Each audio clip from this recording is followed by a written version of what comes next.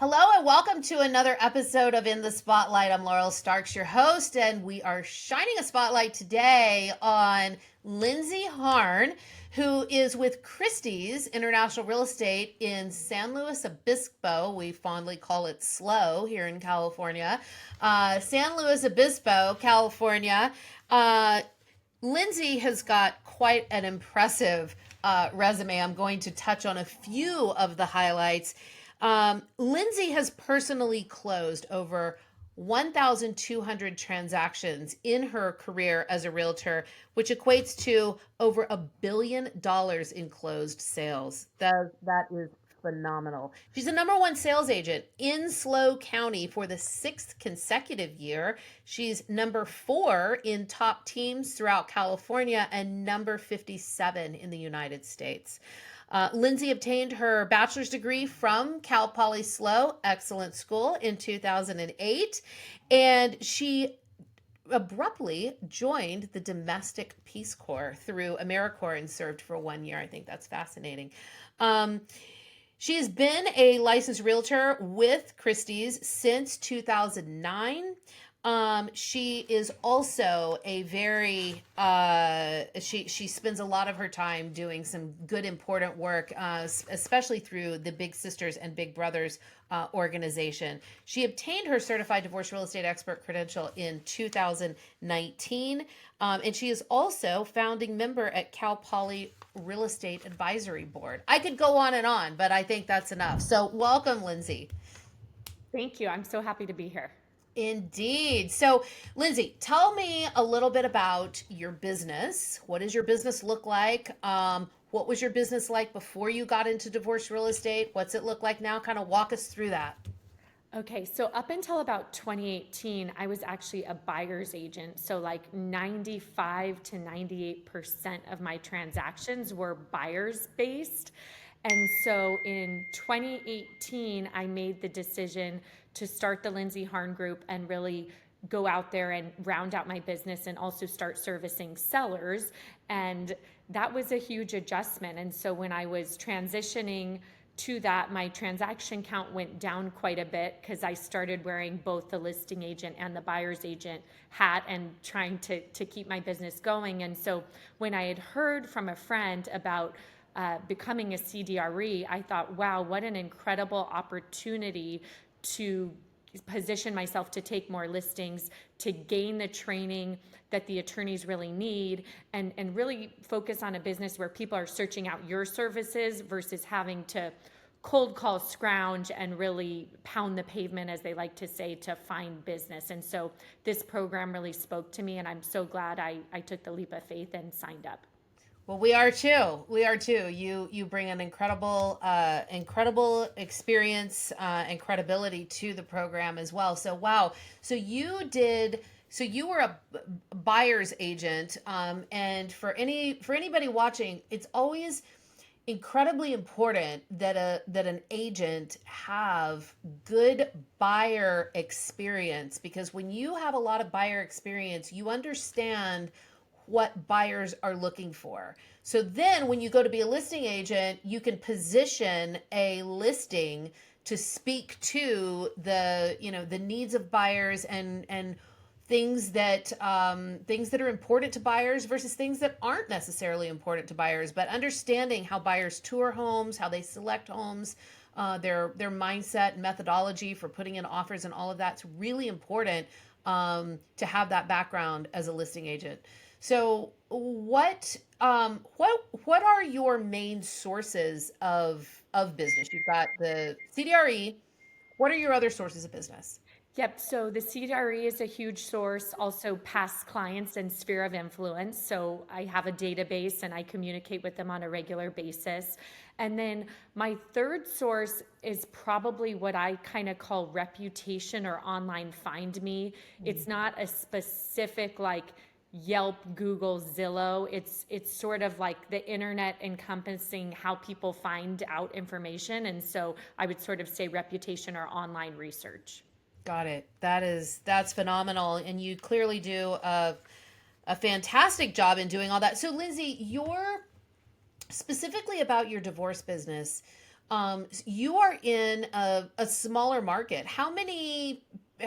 What's the population? How many people are in San Luis Obispo in your market, roughly? Do you have any idea your You population? know, like in the city, the numbers get really skewed because we have 20,000 college students who are Yeah. kind of transient, but I would say there's about 20 to 30,000 people in my immediate city, and then the county, maybe we hit around 100,000. Okay. How many attorneys do you have right there in your market? I would say family law attorneys probably around 30. About 30. Okay. And so you work, so I'm sure all the family law attorneys know who you are. And you're very involved within your legal community. And so when now that you have worked within the legal community, and you have, built quite a significant leg of your business. We went over your growth, and literally every single year you grew about 50 to 100% every single year since you got your CDRE. Um, what advice would you give to an agent who's looking to get into this business? Yeah, I would say be patient, follow through. Like anything, it doesn't happen overnight, but if you stick with it and are willing to really put in 2 years of following the system, it will really pay off. People always say, oh, you're in a small market, there's not enough attorneys. How do you even make this business happen? And I always say, I'm so successful because I'm in a small market. So I think it's always a mindset. Like in a big market, there's 700 attorneys, but how does Lindsey stand out to 700? It's a lot easier for me to stand out to 30. So I think no matter what market you're in, you just have to focus on your strengths and use your market to advantage if it's small or if it's big. Wow, that's great advice. You can be a big fish in a small pond, right? So that's excellent. Um, you've done tons of divorce real estate transactions at this point. You've got years of experience in doing it. You also have seen, and you were telling me as we were briefing that you've got lawyers who have you on speed dial.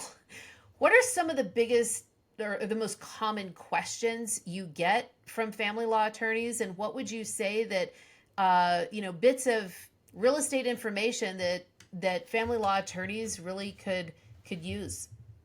Yeah, a lot of times it's really simple, like send me a property profile, what would this home be worth? What do I need to know? And sometimes it's not really the super in-depth complicated questions. It usually starts with just I need a property profile, what's the loan balance? Could you give me a ballpark on this? And those being responsive is so key because they're working on 10 or 20 or who knows how many files. When they need that property profile or some sort of loan amount that was last recorded on the property, they want it now. And so if it's Saturday morning, I have one attorney that's always doing his quiet work. I'm always like, 1 second, let me get my laptop out and I will send him what he needs immediately. And I think being responsive is really key, and then those little favors you do turn into the big complex questions down the road. Yeah. So for family law attorneys to know that realtors are really a huge source of a lot of information that they need regarding the real property, aspect in their case. What else do you think that family law attorneys need to know once you start working in a case, and some of the things that you've come across? What are some things that you think maybe maybe it's terms and orders, or maybe it's advice that they had given their clients? What would you say that lawyers should know? I think they know so little, and I say that no, with absolute no disrespect, but they don't know if the yard has weeds up this high. I mean, you are literally their eyes and ears on the home, the showings, what complications they may have. Occasionally, there'll be a lot of issues where only one spouse is on title, but both have access via community property. And how do we structure those things so that both people's interests are properly vetted? And a lot of times they just don't have the time to dig into all these details. And so we're really their expert that really needs to help them structure those things.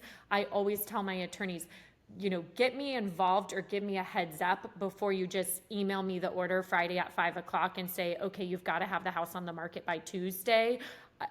I'd rather us kind of keep that open communication a little ahead of time, so I can get the title report. I can let them know what challenges we're going to run into. Yeah. No, absolutely. It's important that the house is that there's proper investigation on the inside of the transaction, which is things like you said, title, mortgage, that kind of thing. But it's also important that the house show up to the market dressed and ready to be on the market. Absolutely. Yeah. And usually our clients' houses are not dressed and ready when we first go to the house. What advice would you give to someone who is going through a divorce with regards to their real estate? What advice would you give to them? I would try to stay calm. It's a very, very emotional process, and I see it all the time. But a lot of times, spouses will try to protect their interests by delaying the process, sabotaging. But there can be significant economic negative impacts for every month you push off returning my call, or every month you could be whacked with back rent. Like, there are so many financial implications. And while I know it's really, really emotional and you want to just hunker down and hold on to your home, which is the most emotional part of getting a divorce, is if you have to let go of the family home. Our job is to get you set off in the best outcome so you walk away with the biggest nest egg you can for your future. And I think the sooner you adjust to the reality that keeping the family home, if that's in the cards to not happen, is to try to remove your emotion and find a CDRE who will help hold your hand and walk you through the process, and do it in a way where it doesn't have a major financial implication on your future. Great advice. Great advice. Emotions can be very costly. Well, thank you, Lindsey. I appreciate your wisdom, and you've given us a lot of information to share, and keep going out there and killing it. Thanks. Of course. Great to see you as always. You too.